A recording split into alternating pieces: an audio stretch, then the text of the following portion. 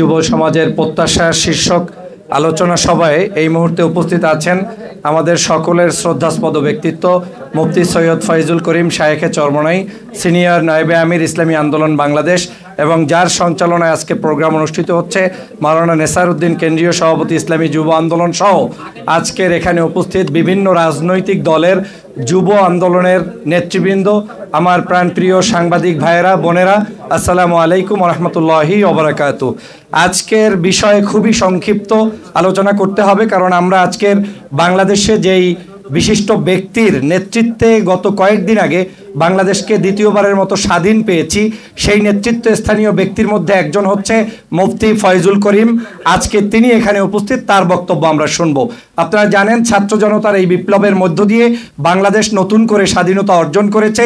এই স্বাধীনতা যে ভোগ করছি তার উজ্জ্বল দৃষ্টান্ত আমি ডক্টর ফয়জুল, কারণ দীর্ঘ 6 বছর পর্যন্ত ফেসিবাদের কবলের কারণে, অরাজনৈতিক একটি পরিবেশের কারণে, বাংলাদেশের গুম খুন হত্যার কারণে বিদেশে জীবনযাপন করতে হয়েছে।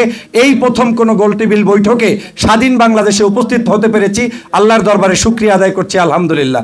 আজকের এখানে বাংলাদেশে যে ঐক্যবদ্ধ সরকার থাকলে, দেশীয় সরকার থাকলে যে মানুষের বিজয় হয় তার উজ্জ্বল দৃষ্টান্ত হচ্ছে, আপনারা জানেন যখন বাংলাদেশের রেমিটান্স যোদ্ধা 57 জন ব্যক্তি বিদেশের কারাগারে বাংলাদেশের মুক্তি আন্দোলনে অংশগ্রহণের কারণে তারা গিয়েছিলেন, তখন এই দেশের সরকার বলেছিল যারা কারাগারে গিয়েছে ওই দেশের দোষের কারণে গিয়েছে, তাদের মুক্তিতে সরকার কোনো কাজ করবে না।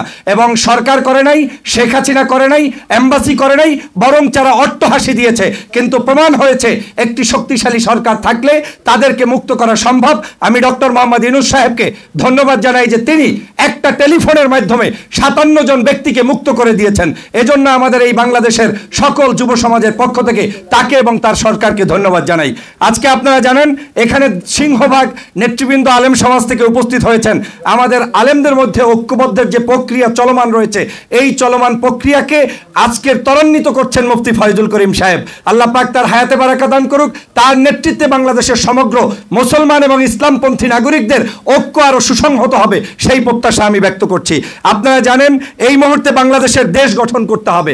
যদি দেশ গঠন করতে হয় তাহলে সকলে মিলে যে কথাটি বলেছেন সেটা হচ্ছে আওয়ামী ফেসিজমের সকল তন্ত্রমন্ত্র ভেঙে চুরে চুরমার করতে হবে। আর যদি সেটা করতে হয়, আমি মনে করি বাংলাদেশের প্রত্যেকটি প্রশাসনে এখন সময় এসেছে আপনাদের মতো আলেম সমাজের মধ্য থেকে, যুব সমাজের মধ্য থেকে, পুলিশ থেকে শুরু করে প্রশাসনের সমগ্র জায়গায় নির্দ্বিধায় তাদেরকে নিয়োগ প্রদান করতে হবে। তাহলেই আপনার এই বাংলাদেশ, 56,000 বর্গমাইলের এই বাংলাদেশ অবশ্যই সুসংহত থাকবে, নিরাপদে থাকবে, নিরাপদে মানুষ তাদের জীবনযাপন করতে পারবে। অতএব সেই কাজটি আপনারা দ্রুত সম্ভব করবেন। আমি জেনারেল ওয়াকারুজ্জামান সাহেবকে, সেনাবাহিনীকে, নৌবাহিনীকে, বিমান বাহিনীকে ধন্যবাদ জানাই, কারণ তারা নির্লসভাবে আওয়ামী লীগের শত ষড়যন্ত্রের পরেও বাংলাদেশের বর্তমান তত্ত্বাবধায়ক সরকারকে সহযোগিতা করছে।